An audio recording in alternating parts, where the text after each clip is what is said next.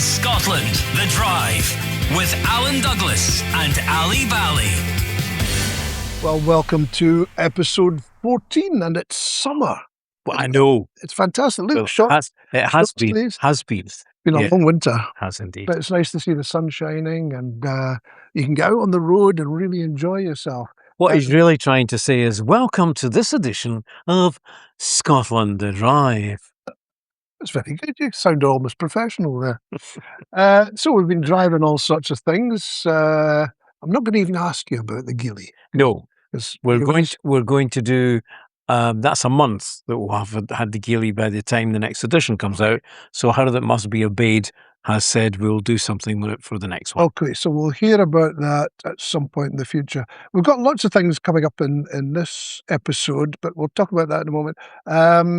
What else have we been driving? The EV5. Such a tease, isn't it? Such a tease. The Kia EV5. Yes. Now, you liked it? I did. It. I did like it. I have a confession. Yes. Did you notice the back end? Well, I know your confession. Right. You only confessed so I wouldn't get the blame, or indeed, Lorraine would have taken the blame.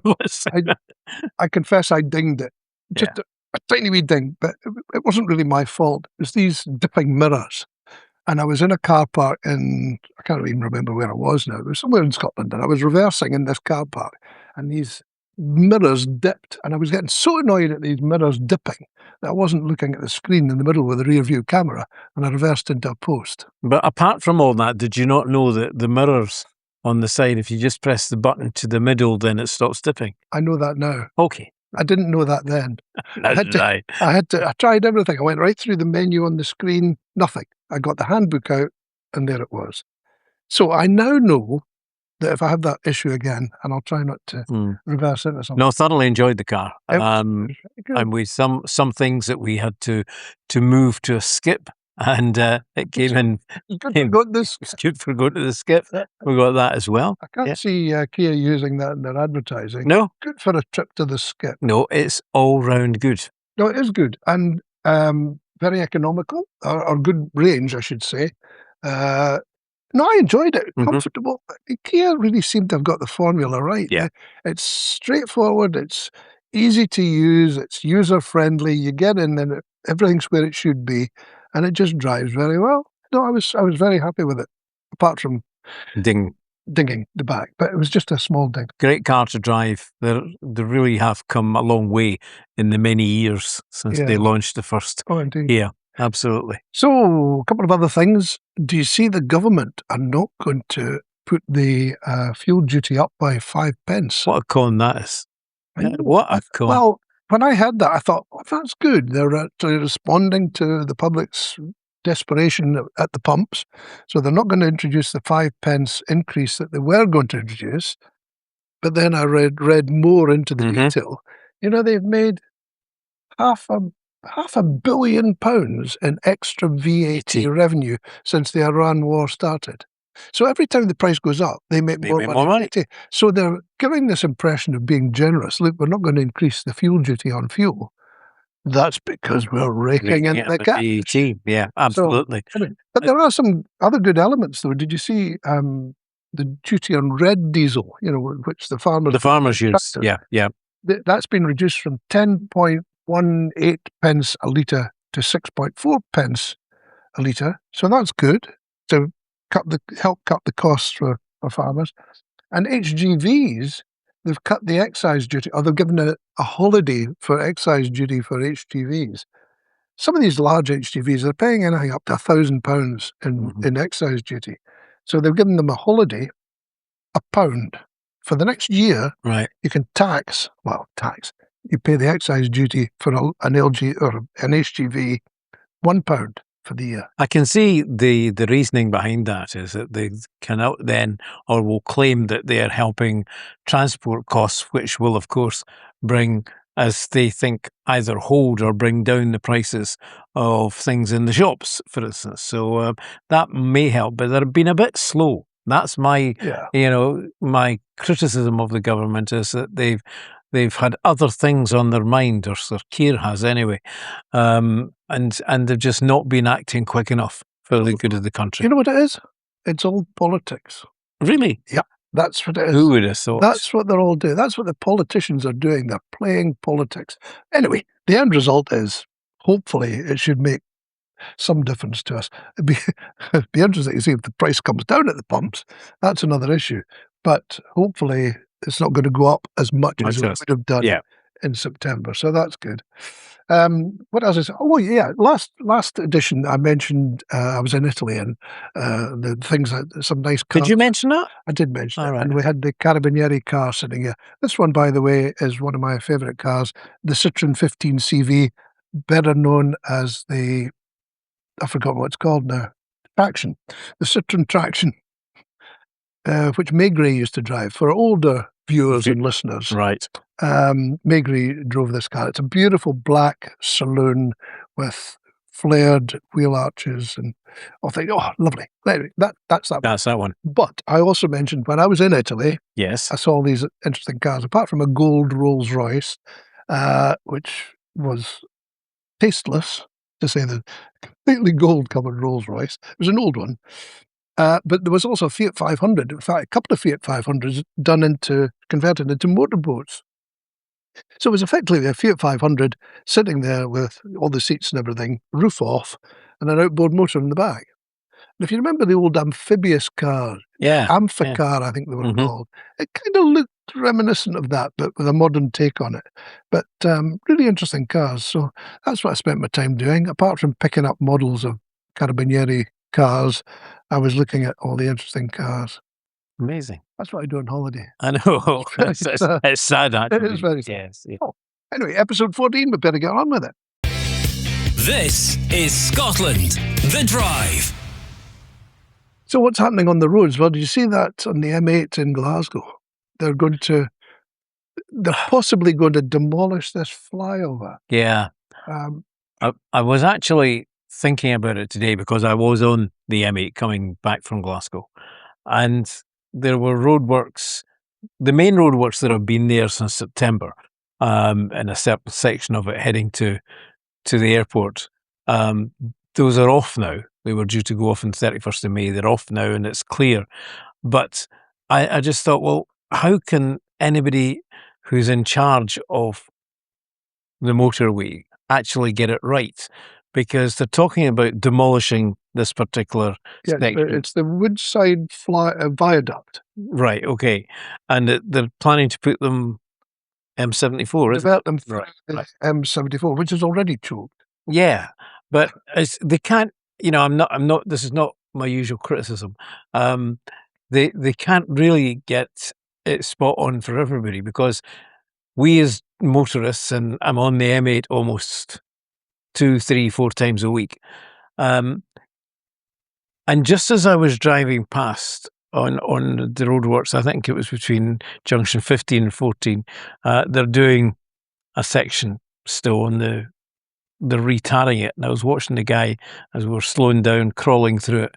He was sweeping it up, and I thought, what a thankless task, because they're doing this, and then we're going to go into another part of, but it's got to be repaired. The amount of cars and people that are on that road every day, and their lives depend on the roads being good. So we cannot complain when everything is stopped to allow them to repair it, because there's never a quiet time on the M8. The problem is there are just too many cars. I think it's something like 150,000 cars or vehicles a day use that section. And they're going to have to, well, they've got various options. One option is to demolish this flyover and redirect traffic. The other one is to repair it, which will cost even more and take longer.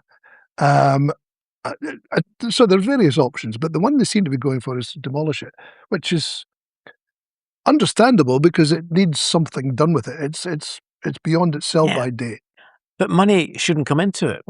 I know you're saying it's going to be expensive, but these cars that are on the road pay road tax, and that's what they pay it for. Yeah, it's for goodness sake, they've managed to find £102 billion, not million, £1 billion for a railway that goes between London and Birmingham.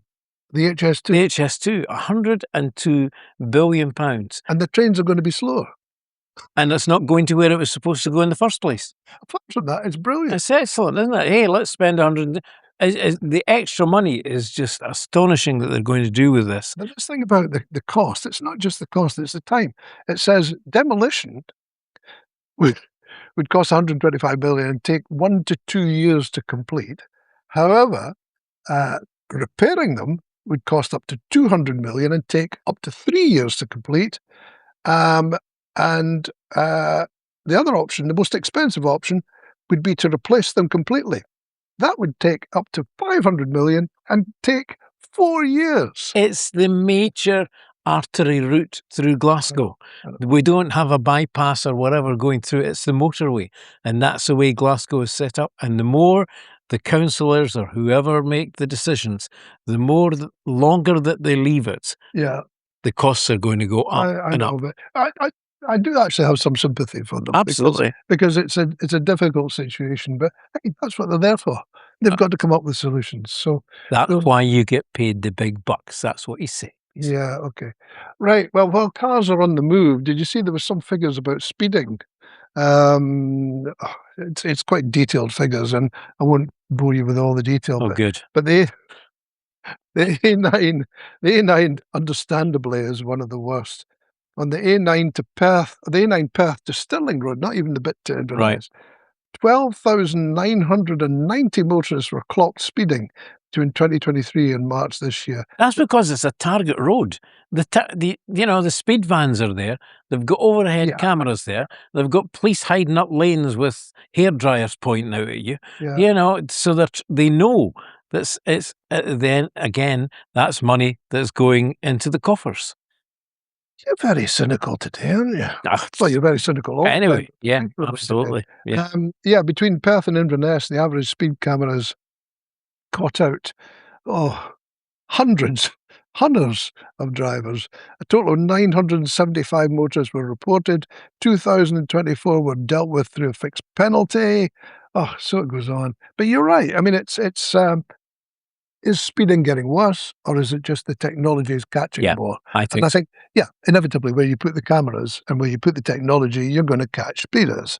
If you don't put any cameras there, you're not going to catch any speeders. Does that mean there's nobody speeding? No, of course it doesn't. Right. I think we've had a gripe about everything, haven't we? So we better get on with something else. You've been driving the Mazda CX-30. Yes, indeed. Lorraine and I went down. In fact, let's just take it up as to where we've been. This is Scotland, the Drive, with Alan Douglas and Ali Bally. This is Scotland, the Drive, the motoring podcast for Scotland.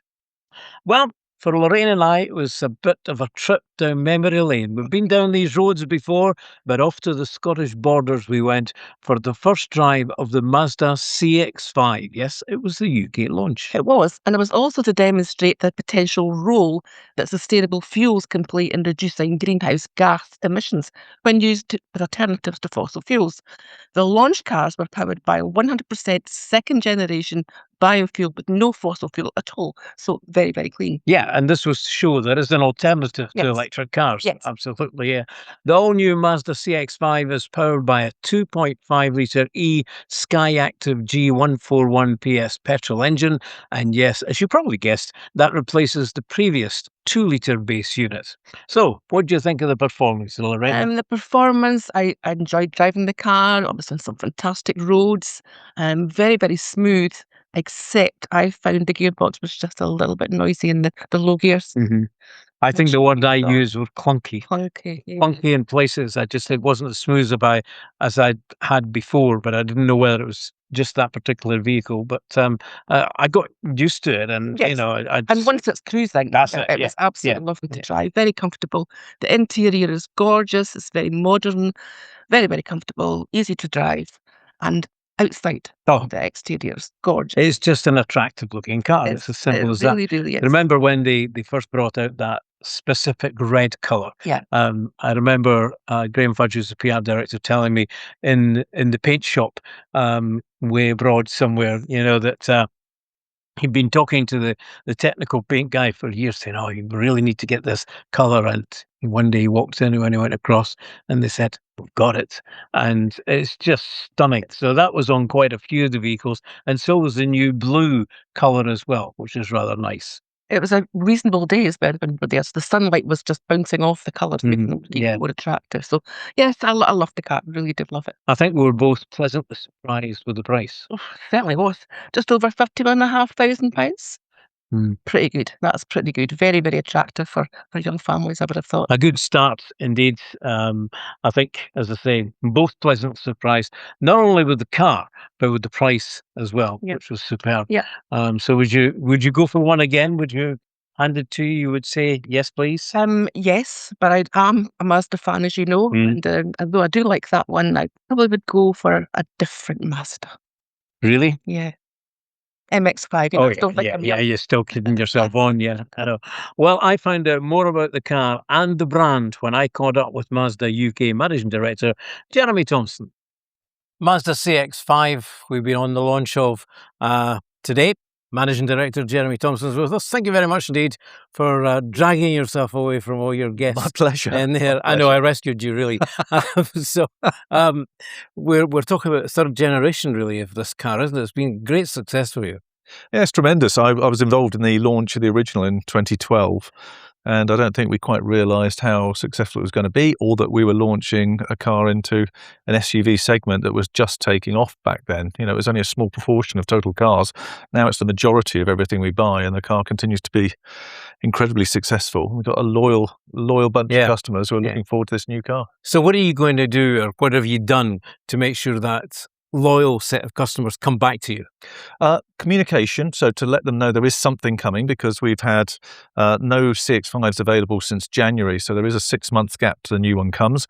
We're working very hard on a pre-order process because there's a lot of pent-up demand, and the dealer network are communicating feverishly to make sure that people know what's coming, because it's the first of 3 all-new cars we'll be launching in a period of 6 months. So this is a very exciting time. It's a challenging time, but it's a nice problem to have. Right. Where do you think this electrification is going at the moment? You know, because I'm not sure, and I'm supposed to be in the industry. Do we know? I don't think anyone's totally got a line of sight on the final end game of this. I mean, the government policy is very clear in the UK. It's a little different in Europe, and it's completely different in the States. So I think global manufacturers are having to sort of orient around some quite different ways of doing this to get to net zero.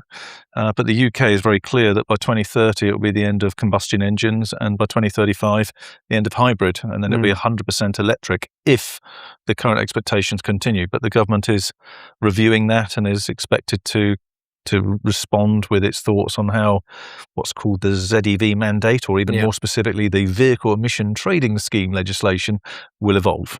So at the moment, by 2030, 80% of all cars sold must be electric.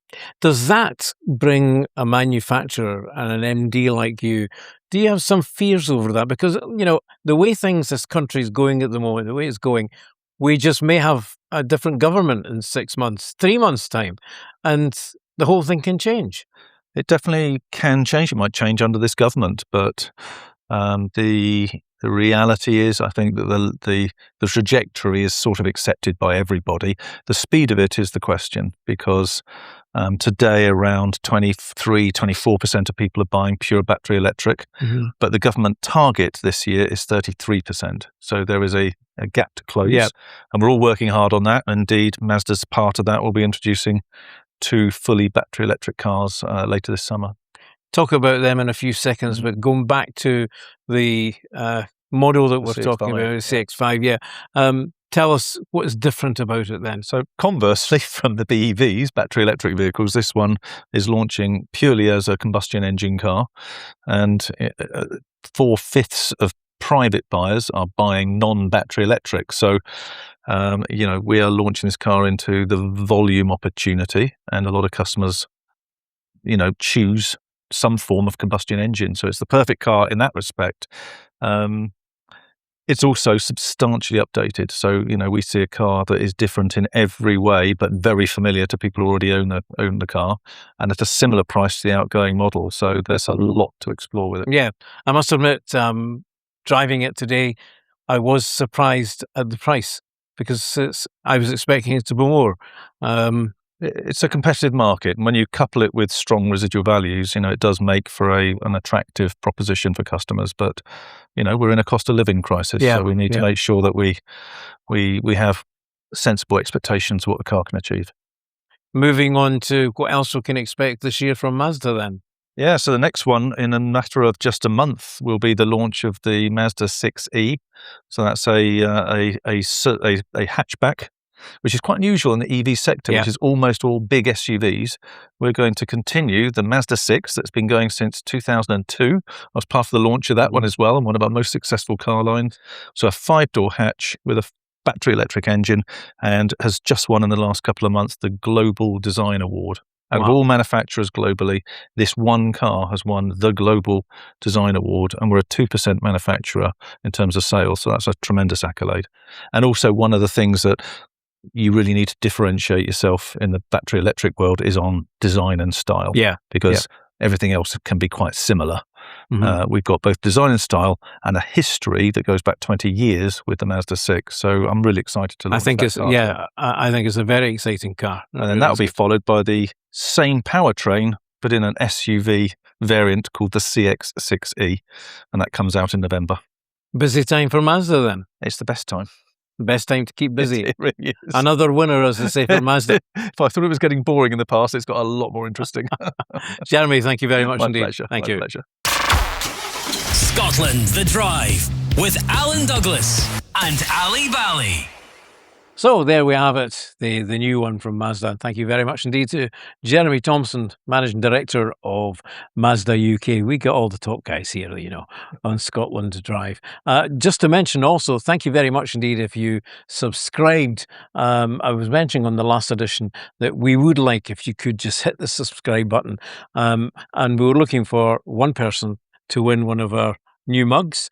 And we've got a name. We've drew a name out of the draw. We'll mention that in a moment. So if you did subscribe, stand by, could be used. And by subscribing, what that does to us, it gets the numbers up, and we sort of understand then how many people are watching or listening. And it might, one or two of them have gone viral. I had no idea what having gone viral meant before we started this, but you've gone viral. Have I? Yeah. I wasn't feeling so good. Just keep taking the penicillin, mate. Yeah, over. I don't know if you remember, you casually dropped in that going back to talking about the internet. In the early days, you had been speaking to Sir Arnold Clark. Oh yes, and about showrooms and selling cars. Over 20,000 people have watched that little clip. Amazing. So thank you very much indeed for doing that. That's absolutely great. Well, next time I'm not feeling so good, I'll know. You'll know what it is. Because I've gone back. Yeah. You've been driving as well. I have been driving. You haven't driven this car. No. I got exclusive use of it. Didn't share it with anyone else. The Leapmotor. It's a nice car. Leapmotor is one of these things, you maybe haven't heard of it. You might have seen I've seen a few on the road, and just Leapmotor across the back. Are they part of the Vauxhall group? Well, Vauxhall or Stellantis. That's it. They don't talk to me. Vauxhall. That's why I didn't get to drive. Well, they talk to me. Oh, I know. Everybody talks to you. Well, exactly. Yeah, I talk to everybody. Anyway, Leapmotor, Stellantis group. That's Vauxhall, Citroën, Peugeot, Fiat, Alfa Romeo. The list is almost endless. They have a 20% share in Leapmotor, which is a Chinese brand. So they've invested in Leapmotor. I think, in fact, they've stepped up their investment. So they're taking an even bigger share of it. Anyway, interesting car. You know what how successful the J-Cou's been? Yeah. Well, this is kind of like the J-Coup, and they want to get in on this market. It's a big car, great value for money. So I went for a wee drive in it.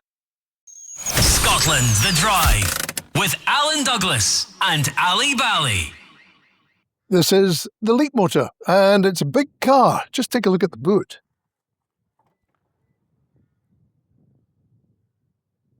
Yeah, it's huge.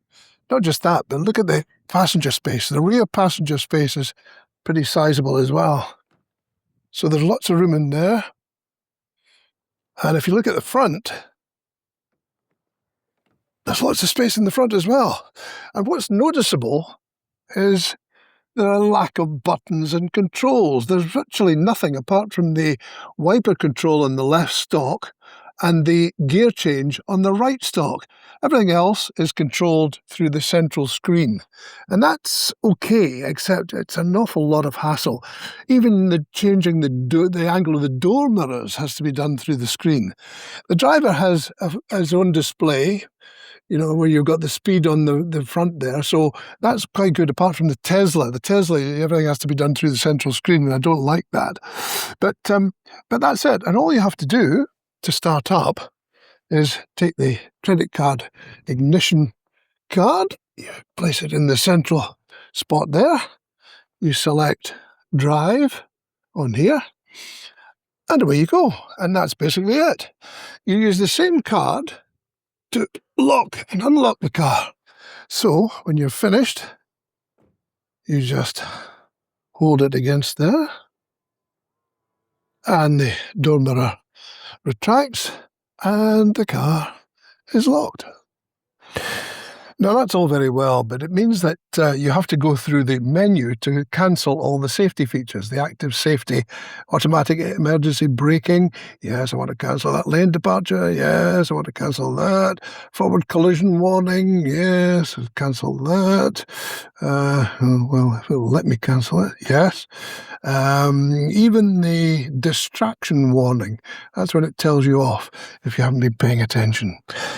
Leapmotor is just one of the new Chinese names to appear in the UK market since the giant Stellantis group took a 20% share in the company, which was founded 11 years ago. It's a smart move by Stellantis, which already has a huge range of brands under its umbrella, including Citroën, Peugeot, Vauxhall, Fiat and Alfa Romeo, so they can offer a ready-made electric Chinese model to compete against the others already here, such as BYD, Geely and JACU. It's a very competitive market, but the Leapmotor C10 SUV is an attractive option, and it's a lot of car at a very appealing price of £36,500. About the same as offerings from Skoda and Renault, but giving you a lot more for your money, including the size of this 2-ton machine. Its size will appeal to families who will appreciate the space, the finish and the level of equipment, and the claimed range of around 260 miles on a full charge. On the road, it drives well, powered by a 218 horsepower electric motor through the rear wheels. But because of its weight, that motor works hard, but it also helps stability on the road, and the steering is remarkably light, which means it's easy to handle around town. It's quiet and refined, and the seats are comfortable for a longer journey, but you'll have to stop for a break to charge up every couple of 100 miles or so anyway. I was pleased to see there's a small driver's display for speed, so you don't have to look at the main screen like on the Tesla, but I would like more physical buttons for frequent functions. Any owner would eventually get the hang of where all the functions are on the main menu, but it does take a while to navigate, and I can't help feeling it's all trying to be just a little bit too clever for no great advantage. In spite of a few negatives, I really enjoyed being in the Leapmotor. It's a lot of car for the money. The build quality feels good. It's a new name, and so it has no track record to call upon, but I think it would be a smart choice for a family buyer. Certainly worth taking out for a test drive. This is Scotland the Drive with Alan Douglas and Ali Bally. This is Scotland the Drive, Scotland's very own motoring podcast. I'm Ali Bally. And I'm Alan Douglas.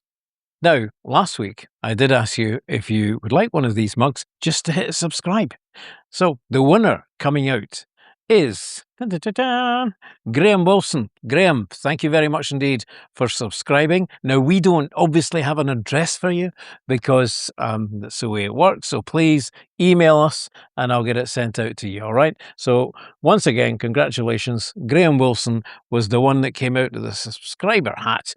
Email scotlandthedrive@gmail.com and I'll get it sent off to you. Simple as that. Give us your address. Again, we should think about those people who are listening because they won't see this fine. That's right. Absolutely.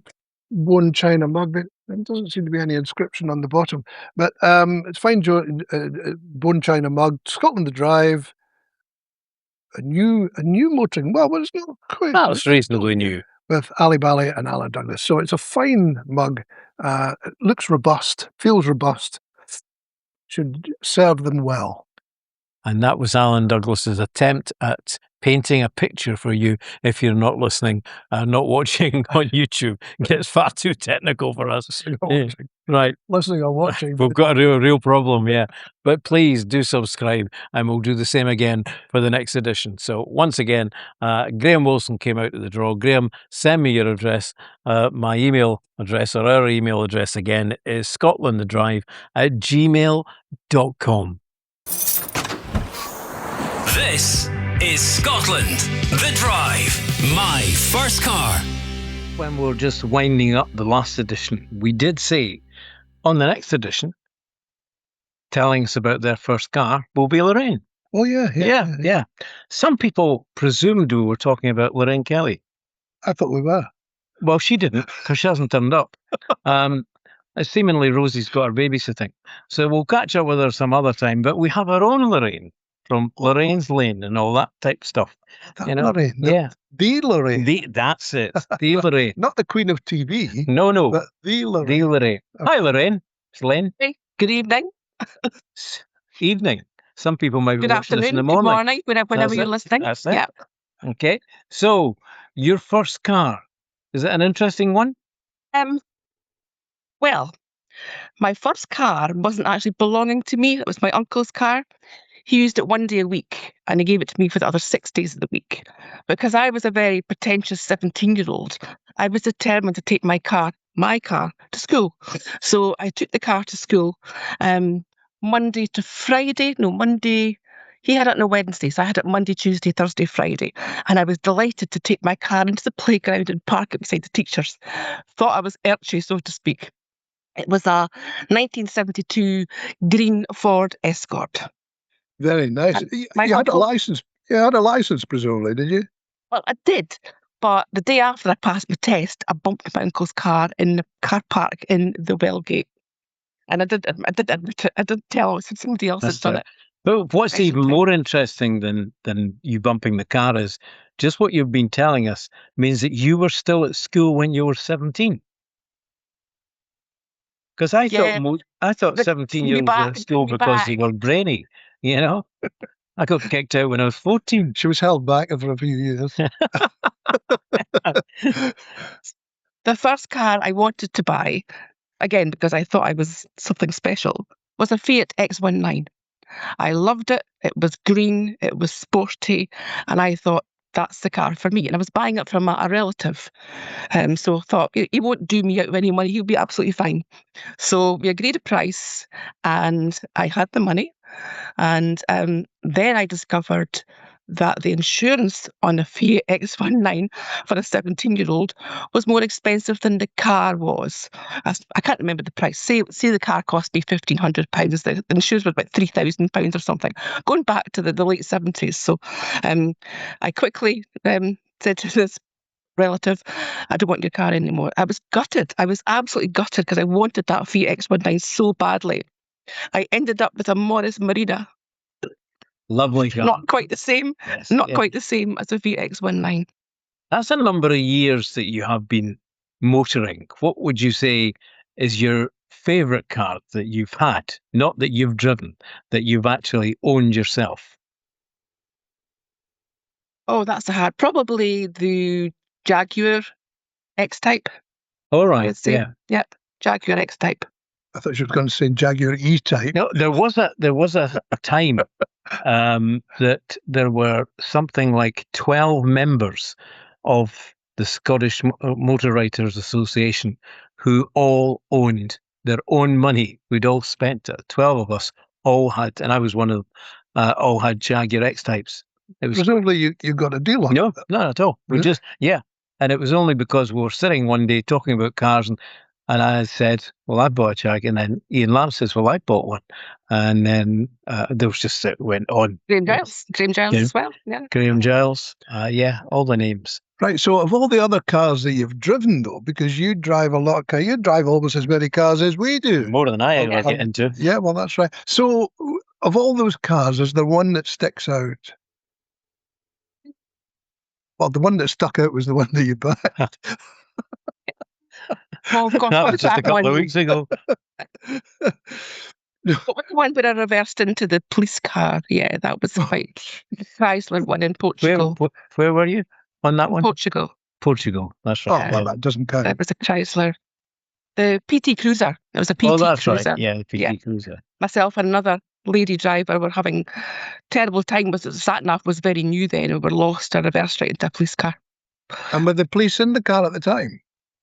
No, they were in a shop buying some food, so I did admit to it, though. I did. He let me off. It was very nice. All they were interested in was looking at the PT Cruiser, weren't they? Yeah. Right. So, apart from good time. they seem to be talking an awful lot about incidents and things. I mean, presumably, you do you have a clean license? I do have a clean license, yes. Astonished she's got a license. I've had for a long time.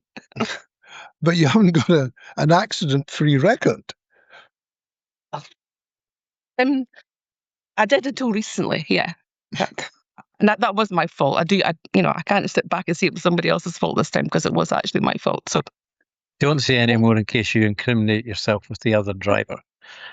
But do you enjoy driving? Or, I mean, some people, I enjoy driving. I've always liked driving, but sometimes I think, it's a bit of a chore. Do you ever feel that? I love driving, whether it's urban roads or motorways or whatever, rural roads. I just enjoy driving. I like going from A to B, but I like to get there as fast as I possibly can. Ali likes to go on scenic roads. I like to go from A to B as quick as possible. Have you ever done anything competitive? I mean, apart from on the road, have you done anything on a racetrack? Anything, any racing? Been down Knock Hill a few times with Clelly, and was also on the back of a super bike a couple of times as well. That was a Girls with Guts day. And we were taken round Knock Hill by a couple of super bike drivers. And that was scary because they were doing wheelies, they were showing off, trying to impress the girls, I was not impressed, and my helmet was too big for me and it was shaking and I was absolutely terrified. So no, I'm not into bikes, but I do like speedy cars. But you've driven fast cars on the track. Yes, the Jaguar Run the Runway was the probably favourite one. And I think driving at 200 miles an hour wasn't scary, but braking at 200 miles an hour was very scary. Just explain for those listening or indeed watching on the YouTube channel, explain what that whole thing was, driving on the runway. Jaguar had taken over Edinburgh Airport runway, and there were several drivers of us sitting in Jaguars. I think it was the F-Type. It was the F-Type, I think, yeah.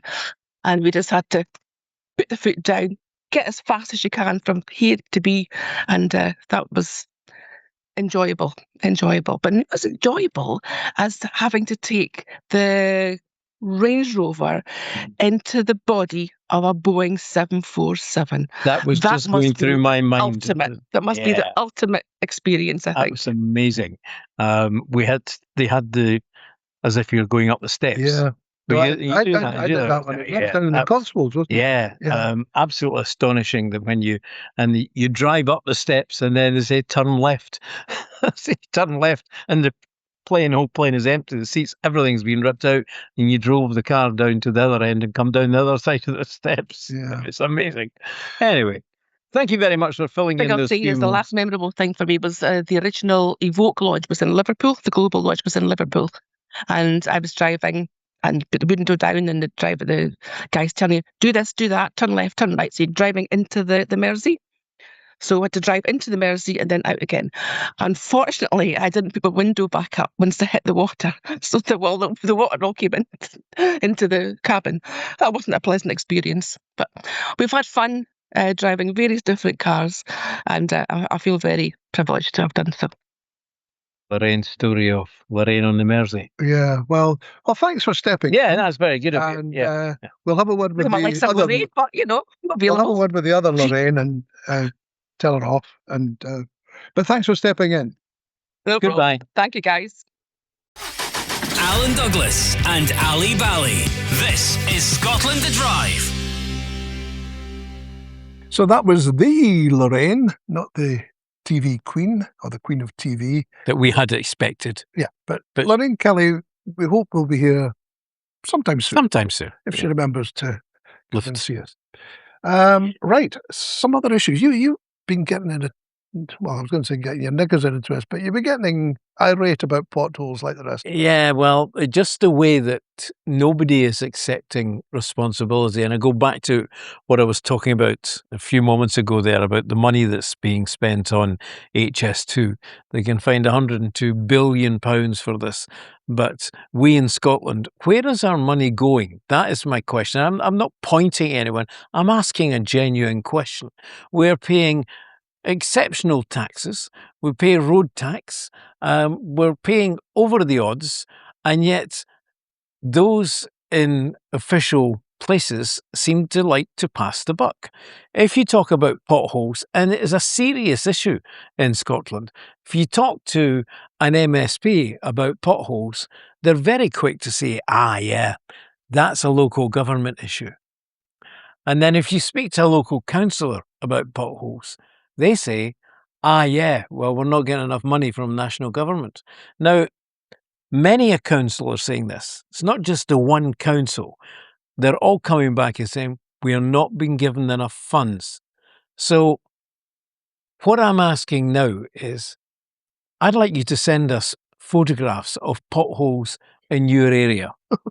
And then I'm going to take it up with the government, because I think the fault here lies with John Swinney and his government. They're not giving local authorities enough money to see through, because they seem to be wanting to cut all the time. Not so sure. Right? You're not so sure what? A new transport minister. Yeah. So hopefully I'll be asking him some questions about this once he gets his feet under the desk. But, they're saying they don't get enough money. Mm-hmm. Round my way, there's an operation going on to create a new pedestrian crossing. Okay? Now, you would think it's fairly straightforward. You put the lines down, you put up maybe lights, pelican crossing, whatever type of crossing it is. It's not a big job. By my reckoning, these guys have been working there for a month. And all that's happened so far is they've taken away what was a bus stop. They've painted some lines on the road. They've had traffic lights up and barriers up for about 4 weeks. And most of the time, there's nobody there doing anything. Mm-hmm. At the most, I've seen 2 people there. But usually it's just one guy, or more often than not, nobody at all. I went away on holiday for a week. And when I came back, nothing had happened. So you think it's the councils that are wasting the money? No, but money's being wasted. I mean, they're using diggers, or there are diggers there that are being hired out. They're being rented from private contractors. So presumably they're on an hourly or a daily rate or something. And they're sitting doing nothing because there's nobody working. Now, that can't make economic sense. No. If you're going to put in a pedestrian crossing, just put everything into it, just do it and get the traffic flowing. Because apart from anything else, there's huge queues building up on either sides of the road, of the traffic lights, and nothing's happening, and it's frustrating. It's money being wasted. Just do the job and get on with it. It doesn't happen because we don't have the experienced people in councils. They are not experienced in road building. They're not in. Anyway, let's go.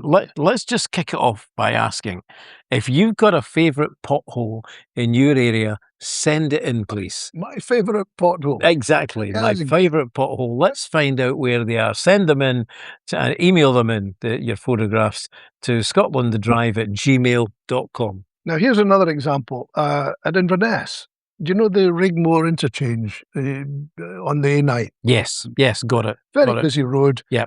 Main artery to the north. Improvements to that roundabout has been delayed for 3 months. Now, I have to say, my initial reaction was, oh yeah, here we go again. But actually, it's because they had to do repairs to a gas main, emergency repairs to a gas main. And so that had severely disrupted progress on the improvement. For 3 months.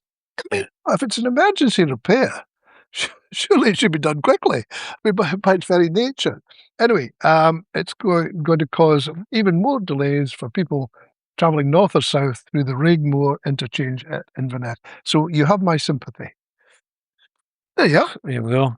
That's about it for this. No, one other thing to mention. One other thing. There's a nice wee story. We did the story about the guy with the Suzuki Vitara that had done Oh, yes, the miles. million Yeah, miles. yeah. Well, here's another couple. Bodan and Marion bought a Volvo Amazon 122S 46 years ago in December 1980. They bought this car new from a dealer in London. It was a present for their wedding day. They had it when their children were born. They took their children home from hospital in it. It went through all the family chapters. They used it to tow a caravan. They did all that sort of stuff. Anyway, they've had it 46 years and have now decided to buy an electric Volvo. So that's the way to go, you know. They bought an electric Volvo, so, we'll see how they got on with that. But anyway, the most important thing is that it's such a good example of a Volvo Amazon that Volvo have presumably paid them for it and have taken it, and it's joining Volvo's heritage fleet. So it's going down in Volvo history and will be part of their heritage fleet. That's it. So that's nice. That's nice. Because I was worried it was going to end up in a disappear. Yeah. And it's got such a good lot of memories, not just for that family, but for everyone else who's encountered it. So it's a good story. It's a good story. Yeah. Just before we do end, let me just say again, Graham Wilson, you won the mug, so please get in contact with us. This has been Scotland the Drive, the motoring podcast for Scotland. You can watch on YouTube, listen on Spotify, and please subscribe. It's free. And what's coming up next time? I'm not telling you, because if we say what's coming up next time, they won't turn up. I know what's coming up next time. We'll have a mystery guest. Talking about the first car. It's a mystery to us because we have no idea who it will be, but we'll have somebody interesting. Absolutely. So there we are. Not been let down yet. Join us next time. Thank you very much indeed. Safe motoring. Bye-bye. Scotland the Drive with Alan Douglas and Ali Bally.